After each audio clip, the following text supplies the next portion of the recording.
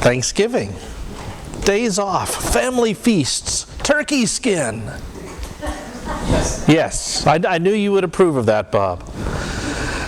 Now, we've got so many things that we give thanks for. Our families who gather, our loved ones who come together around a table to share a meal, but to share much more, to share our hearts and our lives and our love. My family has done Thanksgiving a little differently from many. I haven't sat down at a Thanksgiving table with parents and grandparents and aunts and uncles and cousins since before I was married. Moving to New England made those Virginia Thanksgivings kind of a problem, especially given that old Congregationalist tradition of Thanksgiving Eve services. Whoever thought of that one should be taken out and shot. Now, Thanksgiving Eve, that's when you're trying to get the pies baked. That's when you're trying to take care of all those details. That's when you're going over the river and through the woods to Grandma's house. I'm so glad that most churches and most communities moved away from Thanksgiving Eve to gatherings on the Monday before Thanksgiving. It brings us together to celebrate, but at the same time, it gives us a little bit of breathing space. Well, because we could never make it to Virginia for Thanksgiving, we've been going to Massachusetts to celebrate with my friend Eric's family. And we've been doing this since my son Ian was young enough that he could run underneath the table without ducking. These are folks who have become like family to us. Family is a blessing. Whether it's the people that God has birthed us into, or out of, as the case may be, or people that we have become family with. You can check the grammar on that one later. We gather with loved ones, family in so many ways. Those who care for us, those for whom we care. We celebrate the bounty of the land, and we tell the story of that first Thanksgiving that the Pilgrims had in Plymouth with the Wampanoag neighbors. We tell that story, of course, as though it were the first Thanksgiving. And when we do that, we do indeed get a little bit messed up in our thought processes. You see, the Wampanoag people had been celebrating Thanksgiving every harvest for as long as they had been in the neighborhood. And it was the people who got off the boat who were joining in their celebration. We often think of it the other way around, about those nice pilgrims who invited their Indian neighbors. But giving thanks is a long-standing tradition. Basically, as long as there have been people, as long as there have been harvests, people have been giving thanks, one way or another. Today's reading from Deuteronomy ties us into that ancient Thanksgiving tradition, the offering of the first fruits of the harvest that the Jewish people would make in the temple. These people who were farmers would bring in the first of their grapes, the first of their grain, the first of their olives, as a gift to God.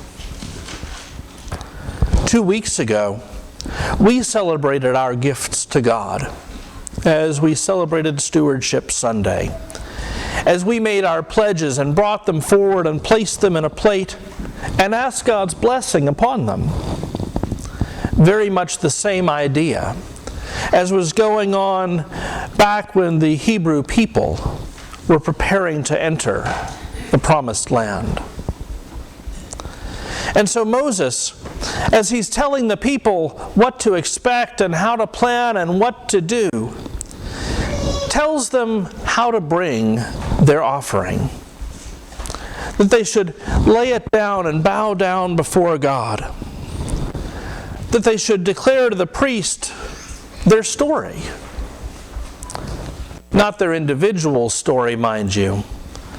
Their story as a people. A wandering Aramaean was my ancestor. The story that took the Hebrew people into Egypt, into slavery, into oppression. The story of their own existence as a wandering people, as an enslaved people, as a brutalized people. A story that went on to tell of God's miraculous works of the Exodus, bringing the people out of slavery for 40 years of wandering. And here they were, perched on the beginning of a new thing, of an entry into a new land. And they were reminded that once they had settled, once they had entered this land of milk and honey, where the crops would grow, where the flocks would be fertile, that they shouldn't forget all that God had done for them when they were wanderers and aliens. Bring those gifts to the temple. Tell the story. Remember that things have not always been so good for you. And give thanks for God's blessings. So on Thursday, that's what we do. Not following that ancient Levitical model, but giving thanks for all that God has done for us. Sitting around sharing stories with loved ones. Maybe even going with that not so ancient tradition with those 3 pieces of candy corn, where you share 3 things for which you're particularly grateful. Some families do that. But we're called to give thanks. And often when we look back, we see times that we're just glad we've made it through. In Leviticus, God gives further instructions about this offering that the people are to bring. God tells them that after making their first fruits offering, then you, together with the Levites and the aliens who reside among you, shall celebrate all the bounty that the Lord your God has given to you and to your house. You know, that's probably the most important part of this entire offering that God is requesting. Not just that things be brought in, but that the celebration be shared with the Levites, with those people who are receiving the offering, who are doing the work, but also the aliens who are among you. Now, you should be aware that we're not talking about those folks that all the conspiracy theorists like to put at Area 51. We're not talking about the little green folk from Mars. We're talking about the actual aliens. The people who are not from here. Those who show up at our border, coming in looking for a better life, seeking safety and hope. This is what was going on in Leviticus as God's people welcomed others into the community, not stopping to ask where they were born. That's what goes on among us today.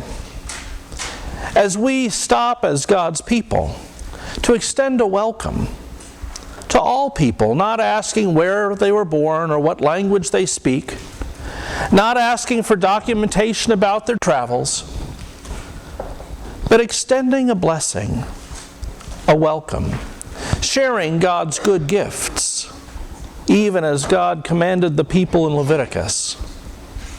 We carry that command into our lives as well.